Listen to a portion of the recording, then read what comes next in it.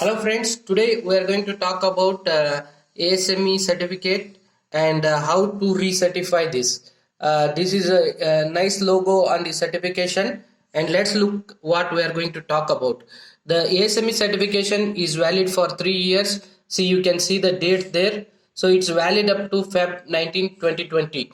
So in order to recertify, you will have to do it before the expiry date. This is my new certification. I'm happy to share with you all that I got the renewed certificate.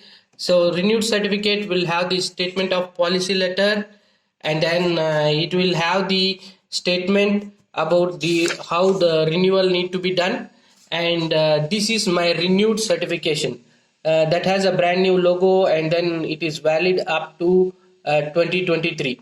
So I'm going to quickly share with you all what is the renewal procedure.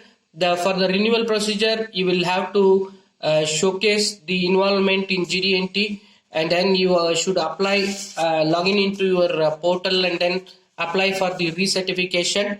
Then you will have to give a letter that shows that your involvement into Gd&T, and then how you applied on the product.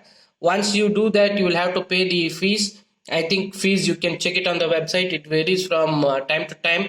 So whatever applicable fees during that time, you can pay for it and then apply for the recertification.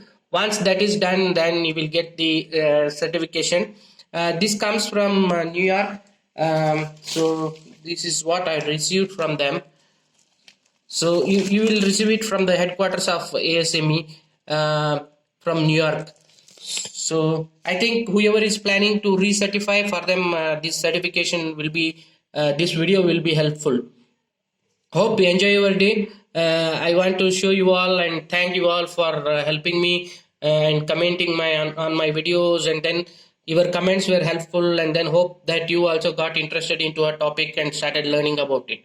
Thank you. You all have a good day. See you with the next video. Bye bye.